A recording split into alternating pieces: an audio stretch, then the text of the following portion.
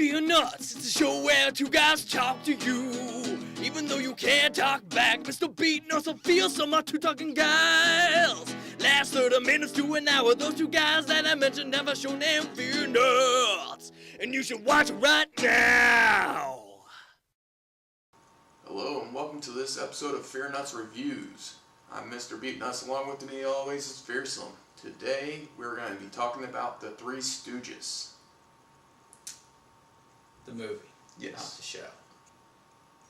The recent movie that just came out to Blu-ray and DVD. So I guess I'll start off with, I'm a huge Three Stooges fan, grew up on Three Stooges. So, I was hoping that this movie would be good, and I had my doubts, but I actually really enjoyed the movie. I think it stayed true to the source material. It did throw into some things that were kind of odd, like the Jersey Shore tie-in, which,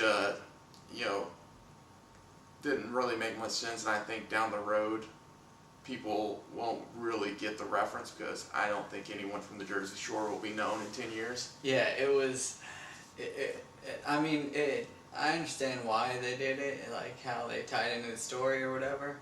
It just was unnecessary and dated it. I mean, I don't even think we're talking 10 years. I think we're talking 2 years down the road. People are gonna see it on fucking TBS or something and be like, oh my god, remember when that Jersey Shore show was fucking popular? That was stupid. But as far as Larry, Curly, and Moe went, we've talked about this before. We always said Will Sasso would be the perfect Curly choice, and he was great in it. The other two characters, played by Sean Hayes and Chris, I don't even know how to say it, it's like Diamantopoulos or something like that. Yeah. They were good. Will Sasso was obviously probably the best, but they kept a lot of the good old slapstick comedy in that the Stooges were known for. They didn't really cut down on that any. And people slapping each other is always going to be funny. And like I said, I was very pleased with the end product. I think you would like some Adventure Time. I might. I've never watched Adventure Time. Jake and Finn love slapping the jowls. I don't know what that is. Jowls. Like slapping people in the face? Yeah. Well, maybe I'll watch it. Well, you should. But yeah, it's really like, and I had read an article saying before that the reason they went through so many casting choices before they actually made the movie is because they didn't want an actor's take on any of the three characters. They wanted them to be those characters. It wasn't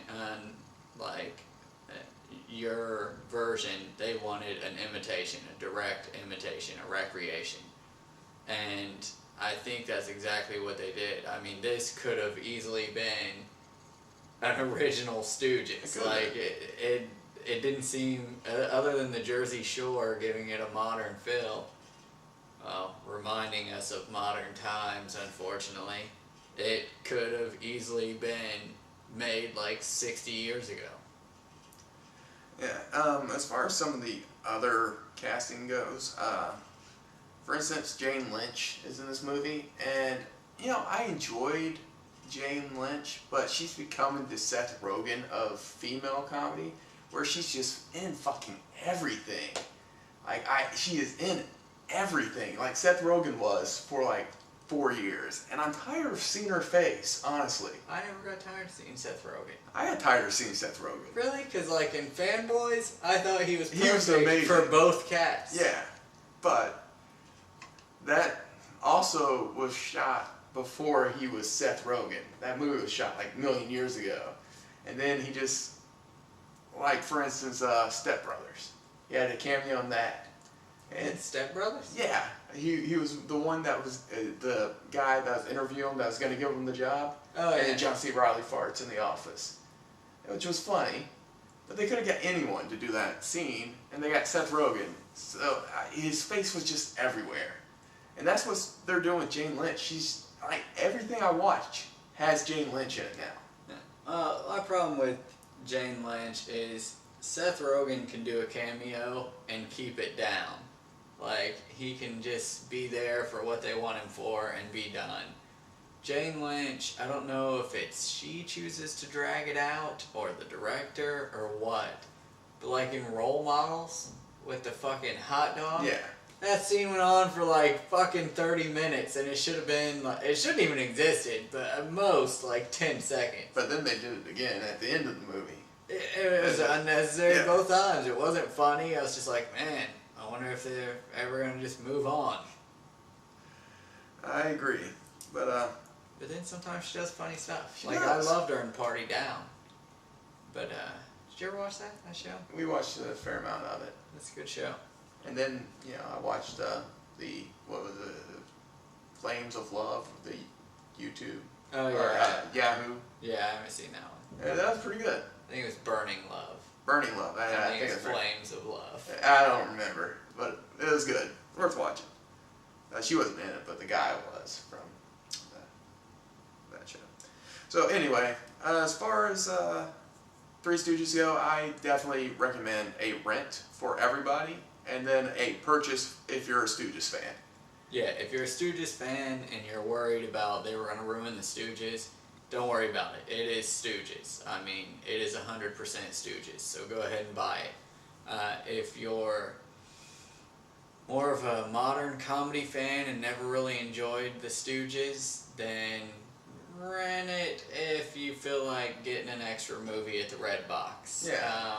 Just because if you weren't a Stooges fan, if you actually dislike the Stooges, there's no fucking way in hell you're gonna like this movie. Yeah, they did not do anything to basically endear themselves to a different crowd. Yeah. They knew who their target audience was, and that's who they made it for, and I appreciate that personally.